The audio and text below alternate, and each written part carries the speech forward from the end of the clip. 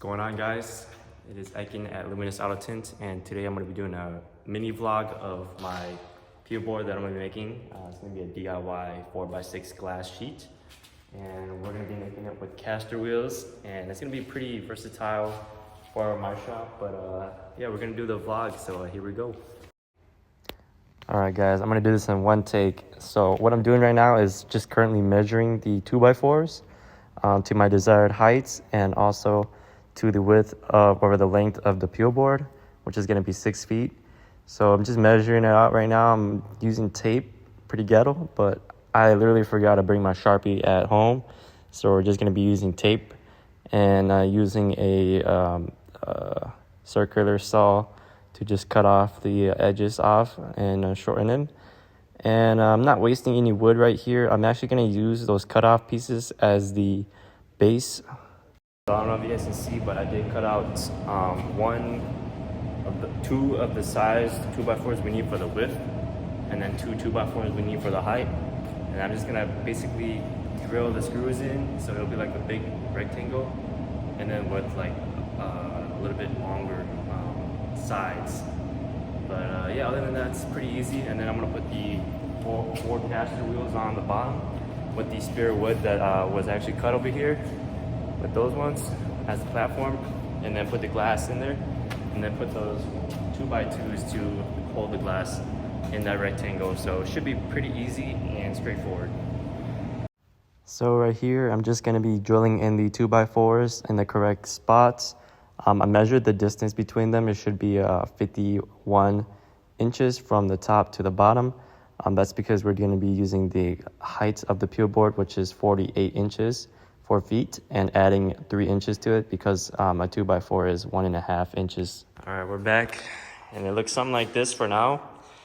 Obviously the glass goes right there, the two frames, the bottom post, and then that's pretty much it. Yeah.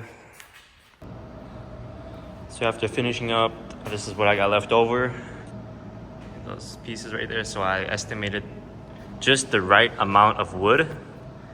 But this is how it looks like. I mean, it's not bad. It could be a lot cleaner if I had an actual table saw, but since I was using a hand circular saw, the edges are not going to be perfect, especially with the corner pieces, because you have to cut them at a 90. These edges are going to have like a little gap like that, but hopefully you won't even see it from like 5 feet away. So it just needs to be a stand structure strong enough to hold the glass. But I mean, it looks pretty good. I like it. Side profile. Yeah, I forgot to mention I used the 2x2s for the 90s on the edges. So I'm gonna put one right here, put the glass in the middle, and then put another one on the outside. After I do a little bit of staining, because I don't want to make it look too rough. So, and I also did the same thing down here, 2x2s and 2x4 base. I literally just used the leftover that I cut for the height of this, because this was a 8-footer, but I cut it to like 6 feet, and I used the other 2 feet for down there for the base. And then I have the other ones over there, just extra wood. And the casters I just threw on underneath with 4 bolts. I bought 2 lock swivels, and I bought 2 normal swivels, so I don't have to lock all 4. I could just lock 2 of them and it'll just stay put. But I didn't think about it, because you can still like swing this one around while one is locked. But it doesn't really matter. I'm not even gonna be noticeably moving it a lot that much. It's just gonna be like more on the wall. Yeah, that should be all. That's the materials I used, and I also put these in the middle too, just because a little bit more structure on the glass. But yeah, that should be all. All right, so now before I stain the glass, I did prep it with some sandpaper and sanding. I did a 60 grit on the edges, and also did a 120 afterwards, just so I don't get any splinters or whatnot, trying to move it around or anything like that. And then afterwards, I chose this jet black stain. It looks a little bit matte on my end, which is what I really wanted. I didn't want too much of a gloss finish. So this is perfect for my project, but you could choose anything you want, really. This took me the longest out of like the entire build process, because I didn't really know how to stain. I don't really know how to stain wood.